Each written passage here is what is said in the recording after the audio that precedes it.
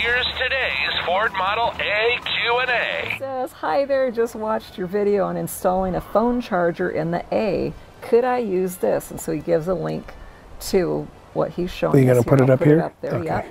Yep. He says, also, thank you for the video. I was looking for opinions on how to charge my phone on long trips. I will put a link to Paul's video where he made the video about putting the charger in a Model A and how to charge your phone.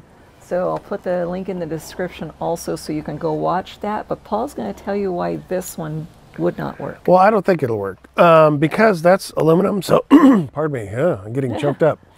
So it'll be okay. Yeah, in that video, I stress how important it is that the jack that the phone charger plugs into be insulated from the car electrically. So a Model A has a positive ground electrical system, unless you change it or modify it. But all ours are 6-volt positive ground, just like they left the factory. Now, a phone charger wants 12-volt negative ground, although it'll run on as little as 5 volts I show in that video, 5.5 volts or something. But the thing is, you're connecting something with a negative ground in a car with a positive ground, so they cannot touch each other at all. If they do, hopefully you put a fuse in line, it blows the fuse. If you didn't put a fuse in line, you have an electrical fire. So you don't want that.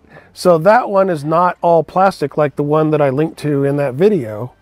I linked to one on Amazon or whatever. I think it's on the Jungle website. But anyway, it's all plastic and all insulated, so there's no way anything could touch it, so you don't, start an electrical fire. So that's the one you use. The one I put in the video. Don't color outside the lines. Stay inside the lines. You do not want a fire. Yeah, you don't want that. That is a fact. You really, really don't. Keep those Model A's driving for generations to come.